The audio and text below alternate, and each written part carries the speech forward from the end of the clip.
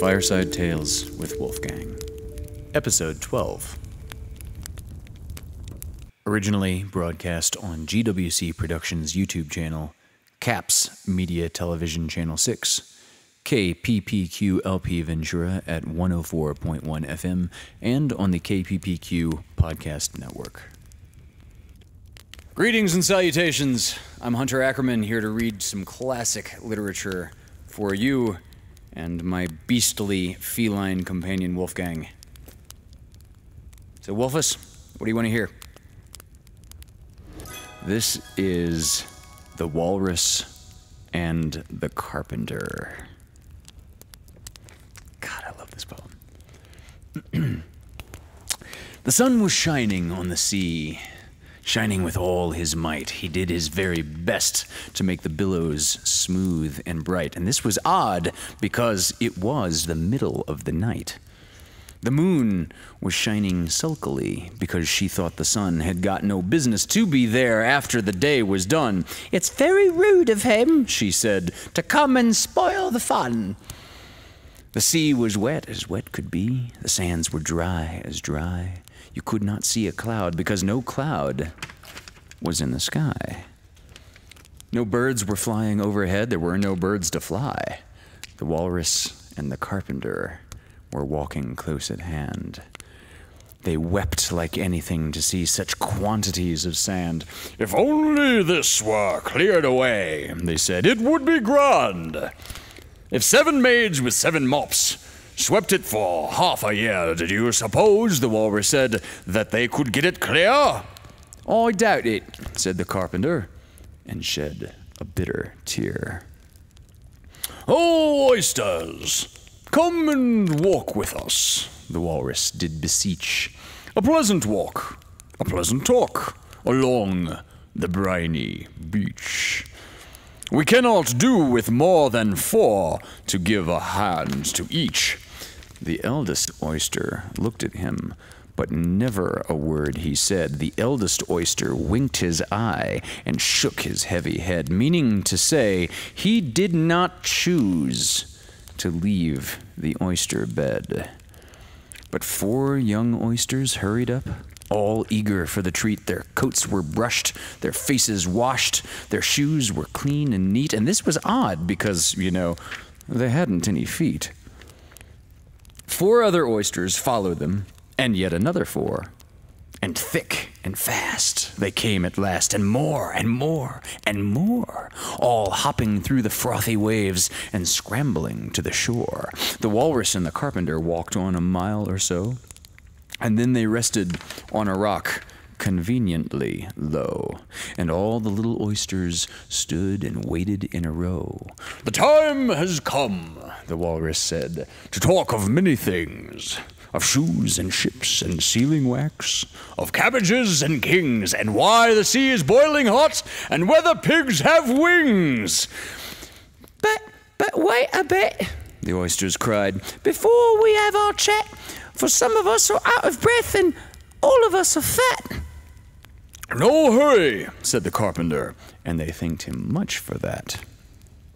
"A loaf of bread," the walrus said, "is what we chiefly need.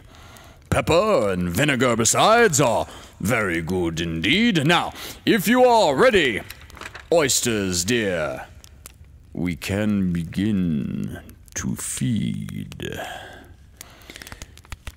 "But not on us," the oysters cried, turning a little blue. "After such kindness, that would be a dismal thing to do." "The night is fine," the walrus said. "Do you admire the view? It was so kind of you to come, and you are very nice." The carpenter said nothing but, "Cut us another slice. I wish you were not quite so deaf I've had to ask you twice." "It seems a shame," the walrus said, "to play them such a trick, after we've brought them out so far and made them trot so quick." The carpenter said nothing but, "The butter's spread too thick." "I weep for you," the walrus said. "I deeply sympathize." With sobs and tears, he sorted out those of the largest sighs, holding his pocket handkerchief before his streaming eyes. "Oh, oysters," said the carpenter. "You've had a pleasant run. Shall we be trotting home again?"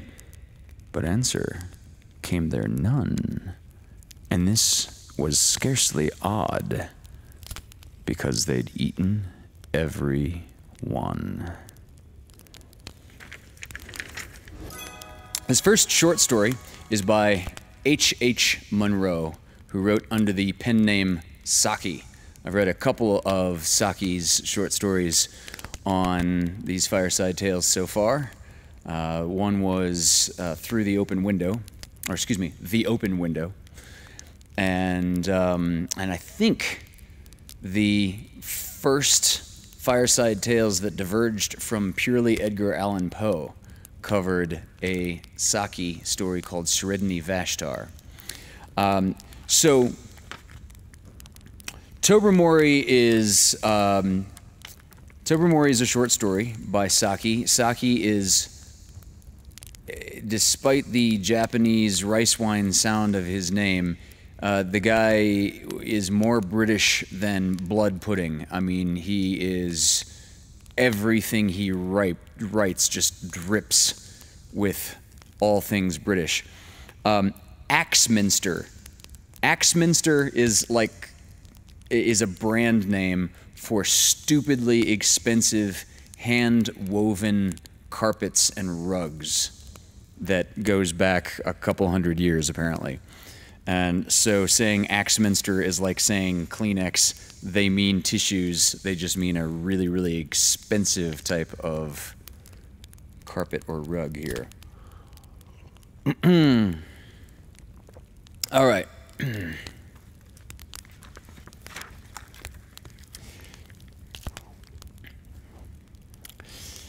Saki lived from 1870 to 1969. Excuse me, 1916. Wow, I just got dyslexic and mathematically challenged. This is Tobuumori by Saki.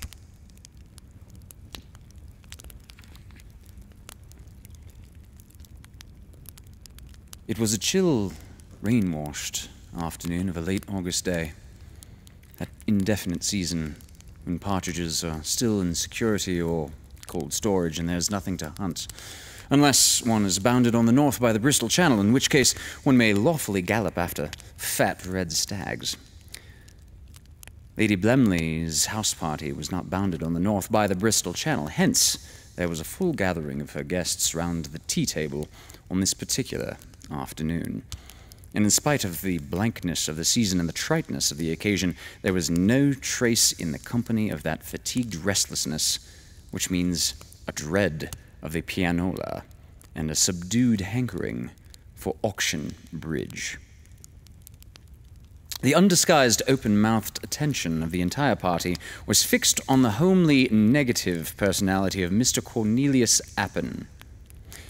Of all her guests, he was the one who had come to Lady Blemley with the vaguest reputation. Someone had said he was clever, and he got his invitation in the moderate expectation on the part of his hostess that some portion, at least, of his cleverness would be contributed to the general entertainment. Until tea time that day, she had been unable to discover in what direction, if any, his cleverness lay. He was neither a wit nor a croquet champion. He was not a hypnotic force nor a begetter of amateur theatricals. Neither did his exterior suggest the sort of man in whom women are willing to pardon a generous measure of mental deficiency. He had subsided into mere Mr. Appin, and the Cornelius seemed a piece of transparent baptismal bluff. And now he was claiming to have launched on the world a discovery besides which the invention of gunpowder, of the printing press, and of steam locomotion were inconsiderable trifles. Science had made bewildering strides in many directions during recent decades, but this thing seemed to belong to the dominion of miracle rather than to scientific achievement. "And do you really ask us to believe," Sir Wilfrid was saying, "that you have discovered a means for instructing animals in the art of human speech, and that dear old Tobuumori has proved your first successful pupil?" "It is a problem at which I have worked for the last 17 years, said Mr. Appin, "but only during the last 8 or 9 months have I been rewarded with glimmerings of success. Of course, I have experimented with thousands of animals, but latterly only with cats. Those wonderful creatures which have assimilated themselves so marvelously with our civilization while retaining all their highly developed feral instincts.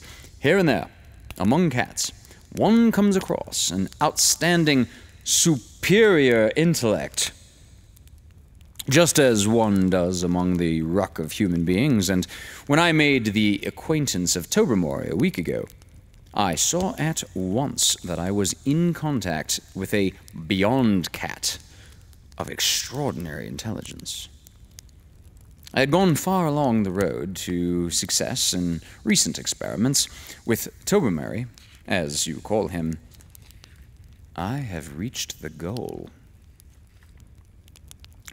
Mr. Appin concluded his remarkable statement in a voice which he strove to divest of a triumphant inflection.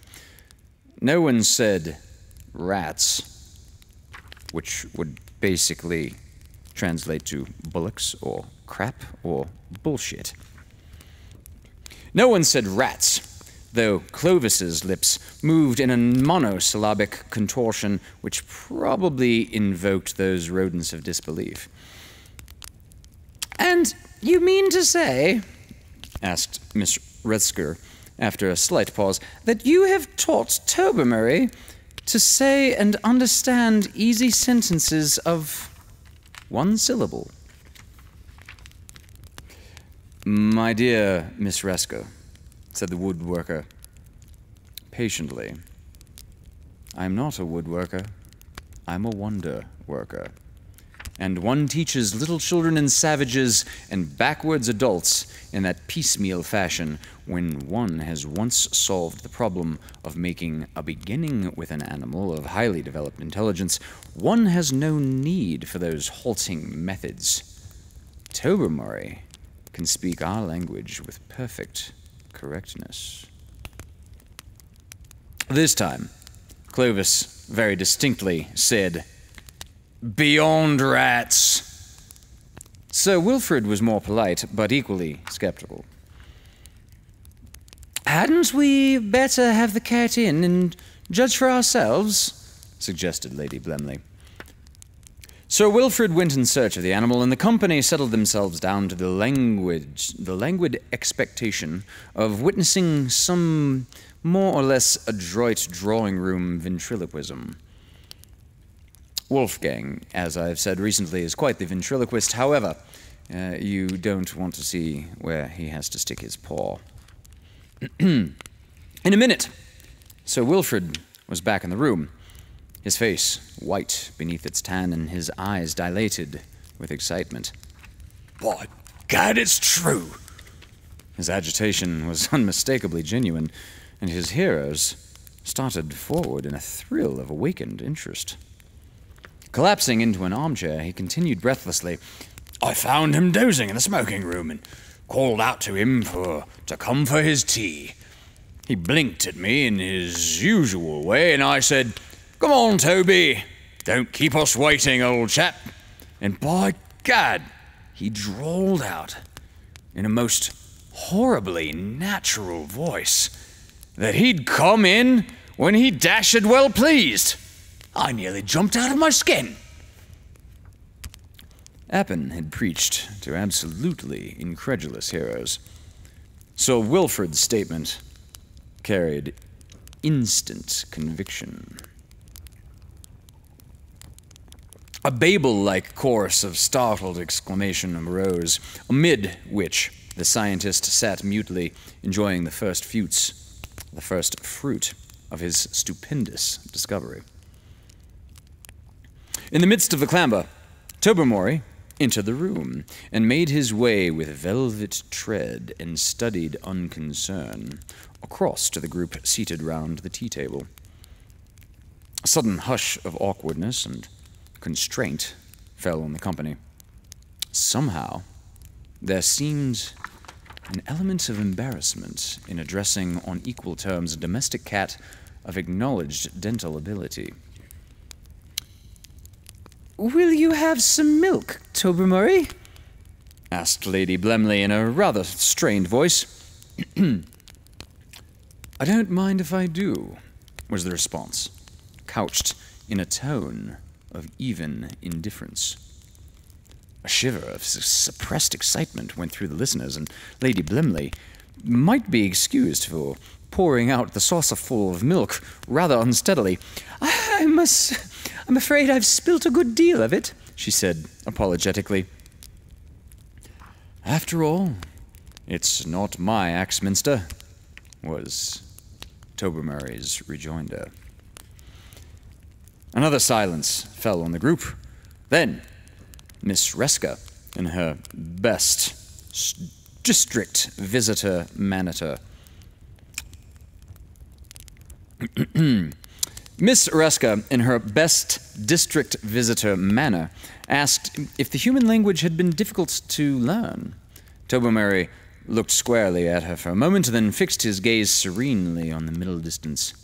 It was obvious that boring questions lay outside his scheme of life. What do you think of human intelligence?"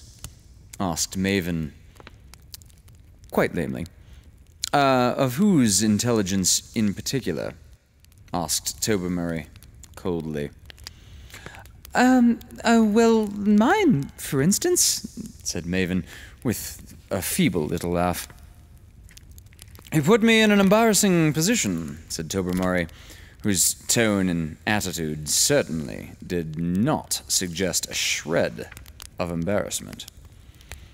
"When your inclusion in this house party was suggested, Sir Wilfrid protested that you were the most brainless woman of his acquaintance, and that there was a wide distinction between hospitality and the care of the feeble-minded. Lady Blemley replied that your lack of brain power was the precise quality which had earned you your invitation, as you were the only person she could think of who might be idiotic enough to buy her old car. You know, the one they call the Envy of Sisyphus, because it goes quite nicely uphill, but only if you push it."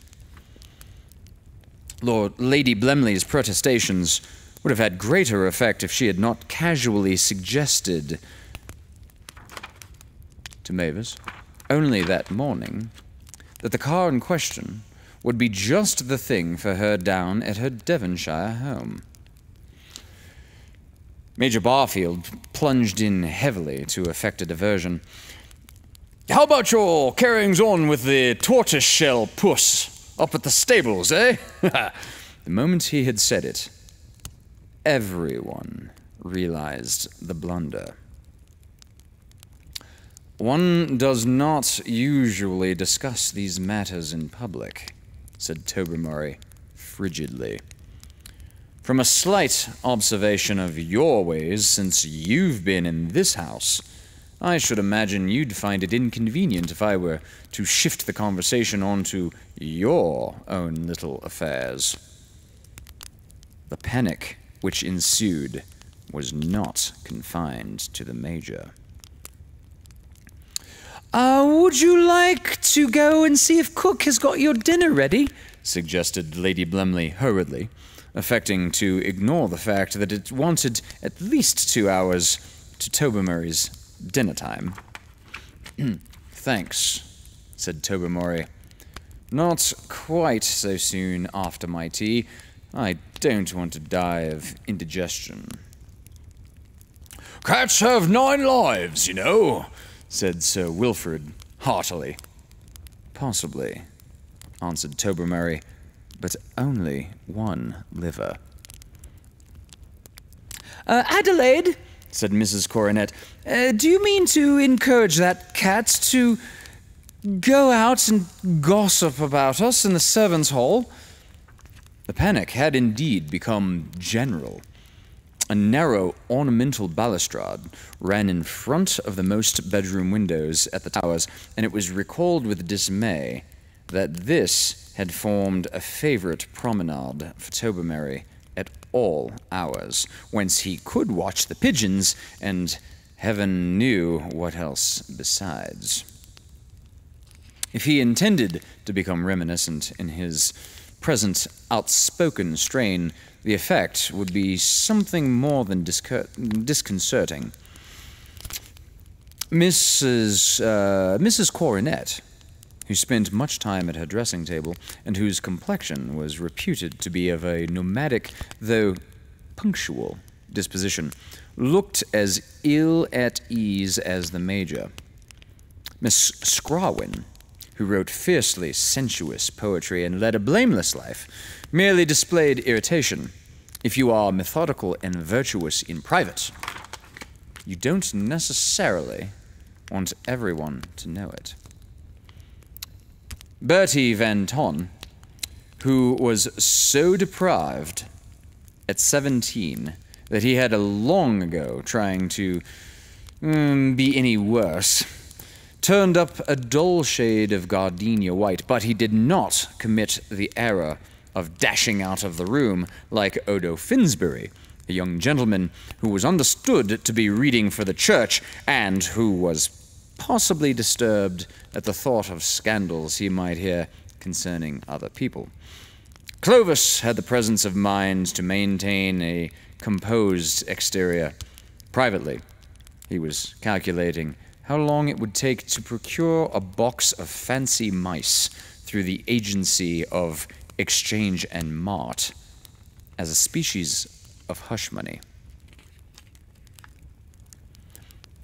Even in a delicate situation like the present, Agnes Reska could not endure to remain too long in the background. "Why did I ever come down here?" she asked dramatically. Tobuumori immediately accepted the opening. "Judging by what you said to Miss Coronet on the croquet lawn yesterday, you were out for food. You described the Blimleys as the dullest people to stay with that you knew, but said they were clever enough to employ a first-rate cook. Otherwise, they'd find it difficult to get anyone to come down a second time." "There's not a word of truth in it. I appeal to Miss Coronet," exclaimed the discomfited Agnes. Miss Coronet repeated your remark afterwards to Bertie Van Ton, continued Tobuumori, and said, "That woman is a regular hunger marcher, for she would go anywhere for 4 square meals a day." And Bertie Van Ton said, at this point, the chronicle mercifully ceased. Tobuumori had caught a glimpse of the huge grey tomcat named Wolfgang from the rectory, working his way through the shrubbery toward the stable wing in that beastly dominant way he affected every movement and stride. In a flash, he had vanished through the open French window. With the disappearance of his too brilliant pupil, Cornelius Appin found himself beset by a hurricane of bitter upbraiding, anxious inquiry, and frightened entreaty. The responsibility for the situation lay with him, and he must prevent matters from becoming worse. Could Tobuumori impart his dangerous gift to other cats? This was the first question he had to answer. It was possible, he replied, that he might have initiated his intimate friend, the stable puss, into his new accomplishment, but it was unlikely that his teaching could have taken a wider range as of yet. "Then," said Miss Cornett, "Tobuumori may be a valuable cat and a great pet, but I'm sure you'll agree, Adelaide, that both he and the stable cat must be done away with without delay."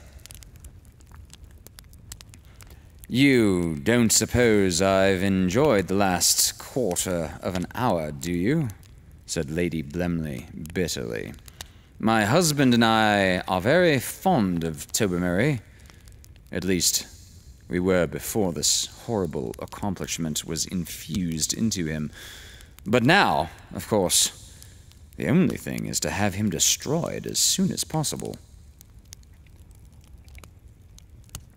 "We can put some strychnine in the scraps he always gets at dinner time," said Sir Wilfrid, "and I will go down and drown the stable cat myself.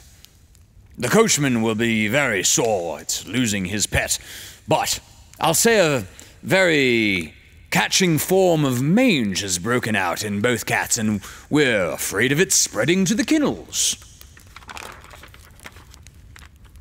"But my great discovery," expostulated Mr. Appin.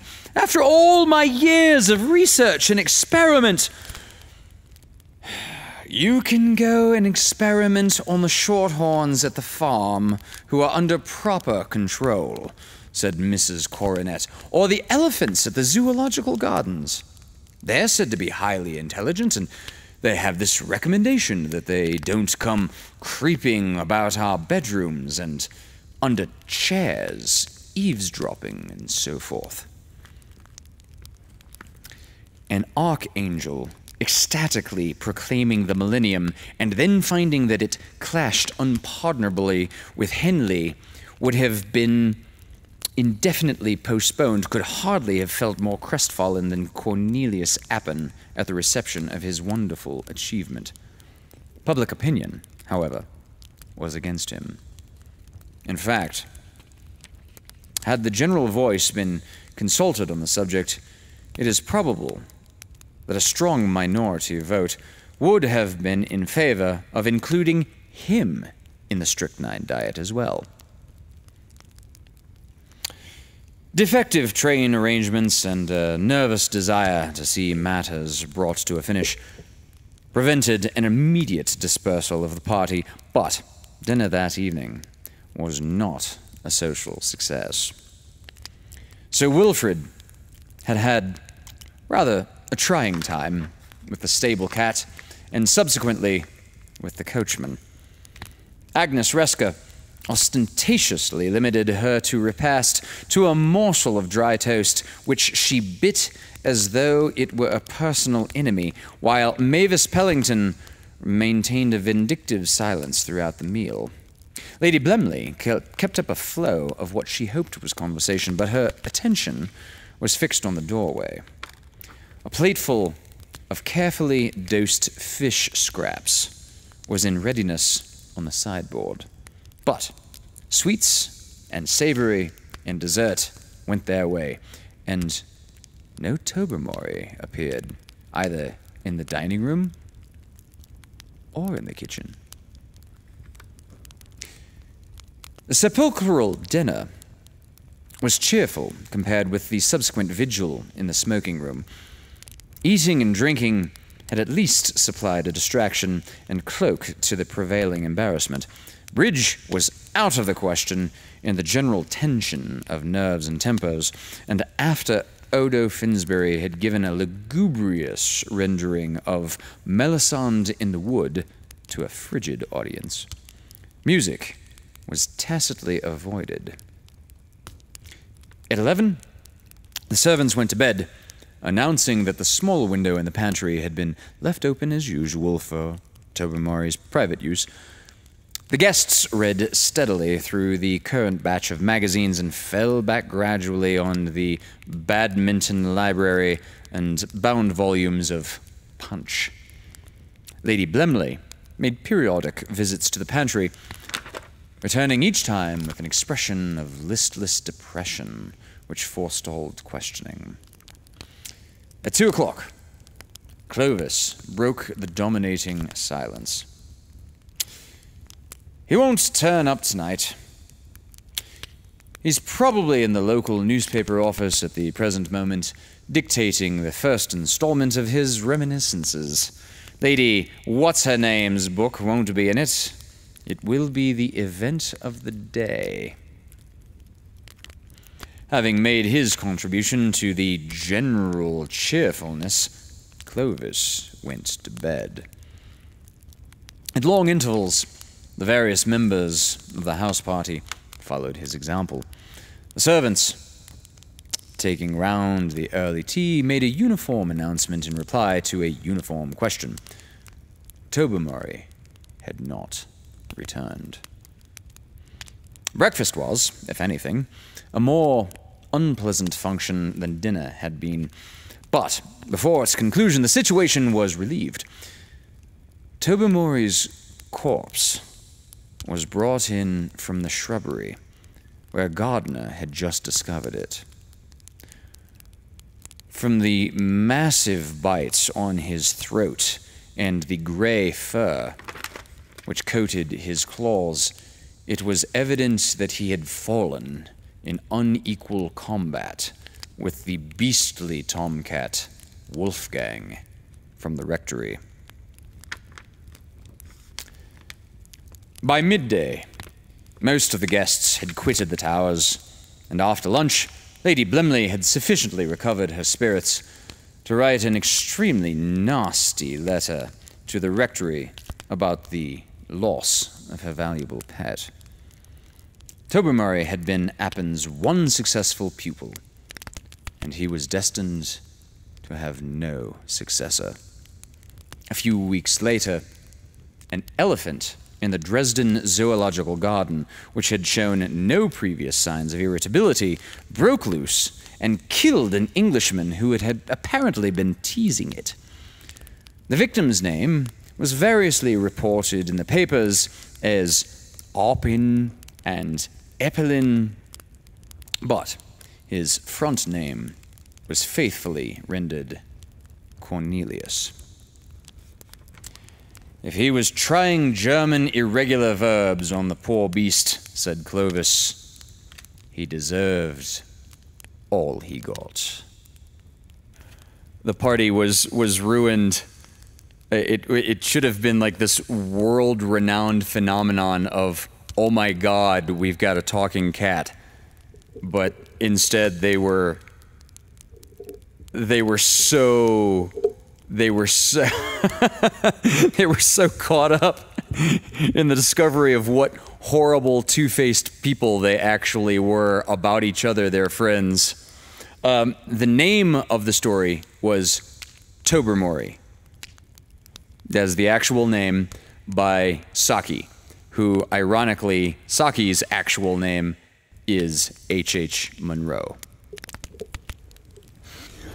This story is largely about friendship. The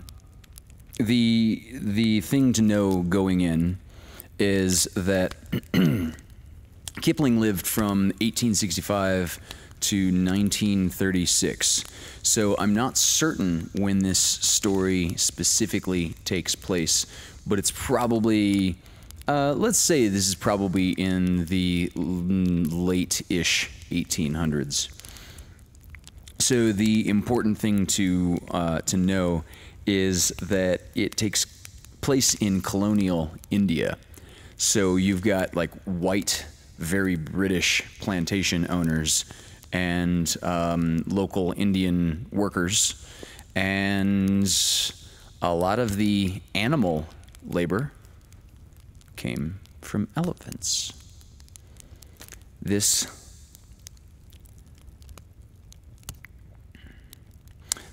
story follows the relationship of three such folks, and I am including elephants as folks. This is Motte, Gouge, Mountaineer by Rudyard Kipling. Once upon a time, there was a coffee planter in India who wished to clear some forest land for coffee planting. When he had cut down all the trees and burned the underwood, the stumps still remained. Dynamite is expensive and slow. The happy medium for stump clearing is the Lord of all beasts. Sorry, Wolfus, this time it's not cats. The Lord of all beasts that Kipling said were elephants. Yeah, it's cool, man. He will either push the stump out of the ground with his tusks, if he has any, or drag it out with ropes. The planter, therefore, hired elephants by ones and twos and threes and fell to work. The very best of all the elephants belonged to the very worst of all the drivers, or mahouts. And the superior beast's name was Motte Gouge. He was the absolute property of his mahout, which would have never been the case under native rule, for Motte Gouge was a creature to be desired by kings, and his name, being translated, meant the pearl elephant. Because the British government was in the land, Disa, the mahout, enjoyed his property undisturbed, and he was decadent. When he had made much money through the strength of his elephant, he would get extremely drunk and give Motte Gouge a beating with a tent peg over the tender nails of the forefeet. Motte Gouge never trampled the life out of Disa on these occasions, for he knew that after the beating was over, Disa would embrace his trunk and weep and call him his love and his life and the heart of his soul and give him some liquor. Motte Gouge was very, very fond of liquor. Arak, for choice. Though he would drink palm tree toddy if there was nothing better offered. Then, Disa would go to sleep between Motte Gouge's forefeet, and as Disa generally chose the middle of the public road, and as Motte Gouge mounted guard over him and would not permit horse, foot, or cart to pass by, traffic was congested till Disa saw fit to wake up. There was no sleeping in the daytime on the planter's clearing. The wages were too high to risk. Disa sat on Motte Gouge's neck and gave him orders, while Motte Gouge rooted up the stumps, for he owned a magnificent pair of tusks, or pulled at the end of a rope, for he had a magnificent pair of shoulders, while Disa kicked him behind the ears and said he was the king of elephants. At evening time, Motte Gouge would wash down his 300 pounds weight of green food with a quart of arak. Arak, by the way, it's kind of like Indian whiskey. Just go with that. And Disa would take a share and sing songs between Motte Gouge's legs till it was time to go to bed. Once a week, Disa led Motte Gouge down to the river, and while Motte Gouge lay on his side luxuriously in the shallows, while Disa went over him with a core swab and a brick. Now, Motte Gouge never mistook the pounding blow of the latter for the smack of the former that informed him to get up and turn over to the other side. Then Disa would look at his feet and examine his eyes, turn up the fringes of his mighty ears in case of sores or budding ophthalmia. After inspection, the two would come up with a song from the sea. Motte Gouge, all black and shining, waving a torn tree branch 12 feet long in his trunk, and Disa knotting up his own long, wet hair. It was a peaceful, well-paid life, until Disa felt the return of the desire to drink deeply. He wished for an orgy. The little drafts that led nowhere were taking the manhood out of him. He went to the planter and, my mother is dead, said he, weeping. She died on the plantation that we worked 2 months ago, and she died once before that when you were working for me last year, said the planter, who knew something of the ways of nativedom.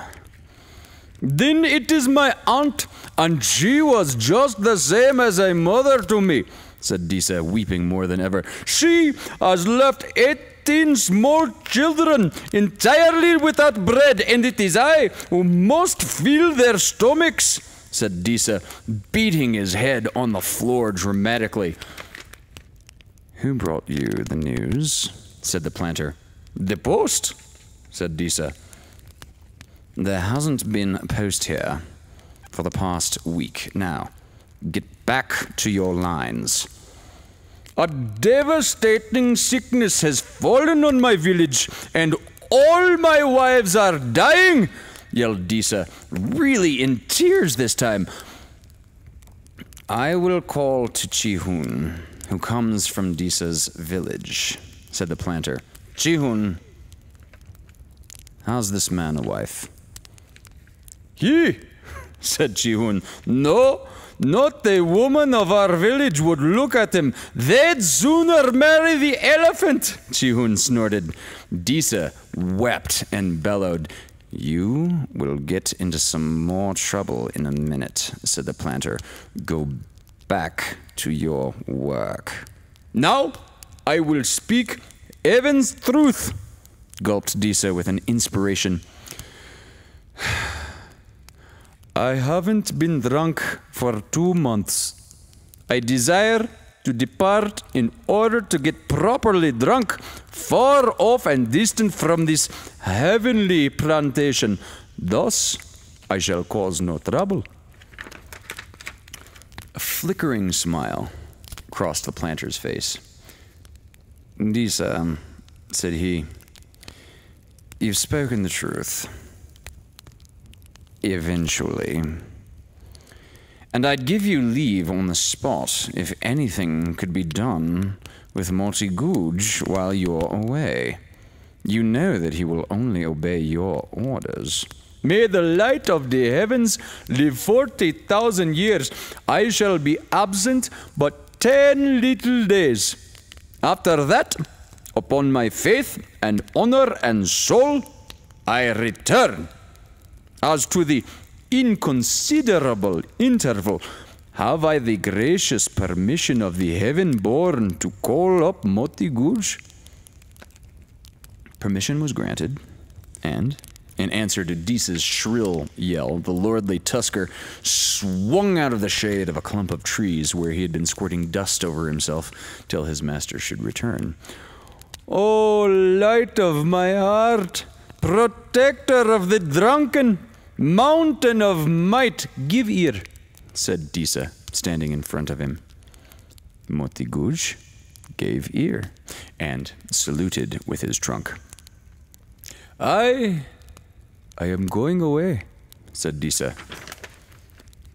Motte Gouge's eyes twinkled. He liked jaunts as well as his master. One could snatch all manner of nice things from the roadside, but you Fosby old pig, you must stay behind and work. The twinkle died out as Motte Gouge tried to look delighted. He hated stump hauling on the plantation. It hurt his teeth. I shall be gone for 10 days, O delectable one. Hold up your near forefoot, and I'll impress the fact upon it, warty toad of a dried mud puddle. Disa took a tent peg and banged Motte Gouge 10 times on the nails. Motte Gouge grunted and shuffled from foot to foot. 10 days, said Disa. You must work and haul and root trees as Chihun here shall order you. Take up Chihun and set him on your neck. Motte Gouge curled the tip of his trunk, Chi-Hoon put his foot there and was swung on to the neck. Disa handed Chi-Hoon the heavy ankus, the iron elephant goad. Chi-Hoon thumped Motte Gouge's bald head as a pavior thumps a curbstone, and Motte Gouge trumpeted. "Be still, hog of the backwoods. Chi-Hoon's your mahout for 10 days. Now, bid me goodbye, beast after my own heart." "Oh, my lord, my king, jewel of all created elephants, you are the lily of the herd. Preserve your honored health. Be virtuous, my king. Adieu." Motte Gouge lapped his trunk around Disa and swung him up into the air twice. That was his way of bidding the man goodbye. "He'll work now," he said to the planter. "Have I leave to go?" The planter nodded, and Disa dived into the woods. Motte Gouge went back to haul stumps.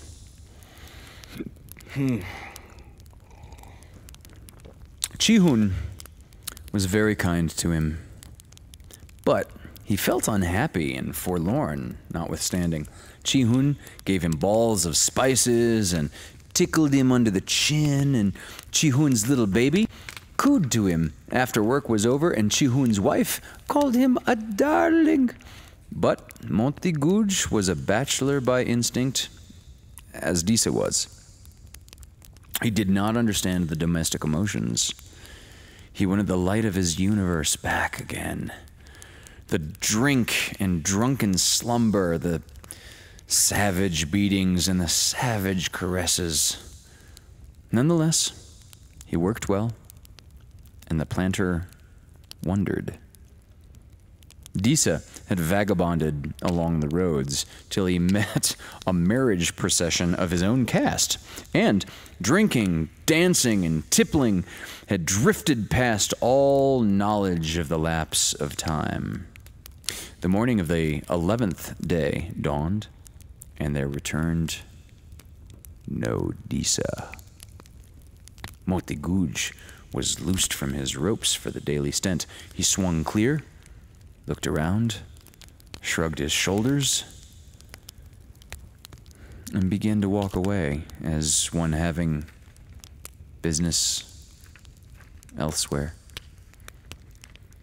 "Hi-ho! Come back, you!" shouted Chi-Hoon. "Come back and put me on your neck, misborn mountain! Return, splendor of the hillsides, adornment of all India, heave to, or I'll bang every toe off your fat forefoot." Motte Gouge gurgled gently, but did not obey. Chi-Hoon ran after him with a rope and caught him up. Motte Gouge put his ears forward, and Chi-Hoon knew what that meant, though he tried to carry it off with high words. "None of your nonsense with me," said he. "To your pickets, devil son." "Hrump," said Motte Gouge, and that was all. That and the 4 bent ears. Motte Gouge, metaphorically, put his hands in his pockets, chewed a branch for a toothpick, and strolled about the clearing, making jest of the other elephants who had just set to work. Chi-Hoon reported the state of affairs to the planter, who came out with a dog whip and cracked it furiously. Motte Gouge paid the white man the compliment of charging him nearly a quarter of a mile across the clearing and harumphing him onto the veranda. Then he stood outside the house, chuckling to himself and shaking all over with the fun of it, as an elephant will. "We'll thrash him," said the planter. He shall have the finest thrashing that an elephant ever received. Give Kalanag and Nazim 12 foot of chain apiece, and tell them to lay on 20 blows. Kalanag, which means black snake, and Nazim were two of the biggest elephants in the lines. And one of their duties was to administer the graver punishments, since no man can beat an elephant properly. The elephants took the whipping chains and rattled them in their trunks as they sidled up to Motte Gouge, meaning to hustle him between them. Motte Gouge had never, in all of his life of 39 years, been whipped, and he did not intend to open new experiences. So, he waited, weaving his head from right to left, and measuring the precise spot in Kalanag's fat side where a blunt tusk would sink deepest. Kalanag had no tusks. The chain was his badge of authority, but he judged it good to swing wide of Motte Gouge at the last minute and seemed to appear as if he had brought out the chain for amusement. Nazim turned around and just went home early. He did not feel fighting fit that morning, and so Motte Gouge was left standing alone with his ears cocked. That decided the planter to argue no more, and Motte Gouge rolled back to his inspection of the clearing. An elephant who will not work and is not tied up is not quite so manageable as an 81-ton gun loose in a heavy seaway. He slapped old friends on the back and asked them if the stumps were coming away easily. He talked nonsense concerning labor and the inalienable rights of elephants to a long nooning, which is kind of like the Hobbit equivalent of a second breakfast. And wandering to and fro thoroughly demoralized the entire garden until sundown, when he returned to his pickets for food. If you won't eat, if you won't work, you shall not eat, said Chihun angrily. You're a wild elephant and no educated animal at all. Go back to your jungle. Chihun's little brown baby, rolling on the floor of the hut, stretched its fat arms to the huge shadow in the doorway. Motte Gouge knew well that this baby was the dearest thing on earth to Chihun.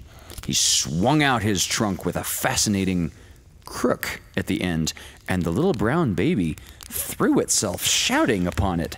Motte Gouge made fast and pulled up till the brown baby was crowned in the air 12 feet above his father's head. Great chief, said Chihun.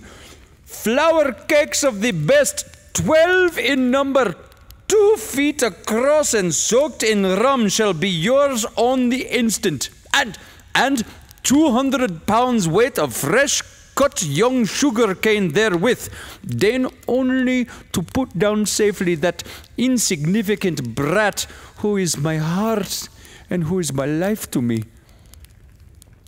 Motte Gouge tucked the brown baby comfortably between his 4 feet that could have knocked into toothpicks all of Chihun's hut, and waited for his food. He ate it, and the little brown baby crawled away. Motte Gouge dozed and thought of Disa. One of many mysteries connected with the elephant is that his huge body needs less sleep than anything else that lives. 4 or 5 hours in the night suffice. 2 just before midnight, lying down on one side. 2 just after 1 o'clock, lying down on the other. The rest of the silent hours are all filled with eating and fidgeting and long grumbling soliloquies. At night, Therefore, Motte Gouge strode out of his pickets, for a thought had come to him that Disa might be lying drunk somewhere in a dark forest with no one to look after him. So, all that night, he chased through the undergrowth, blowing and trumpeting and shaking his ears. He went down to the river and blared across the shallows where Disa used to wash him, but there was no answer. He could not find Disa, but he disturbed all the elephants in the lines and nearly frightened to death some gypsies in the woods. At dawn, Disa returned to the plantation. He had been very drunk indeed, and he expected to fall into trouble for outstaying his leave. He drew a long breath when he saw that the bungalow and the plantation were still uninjured, for he knew something of Motte Gouge's temper.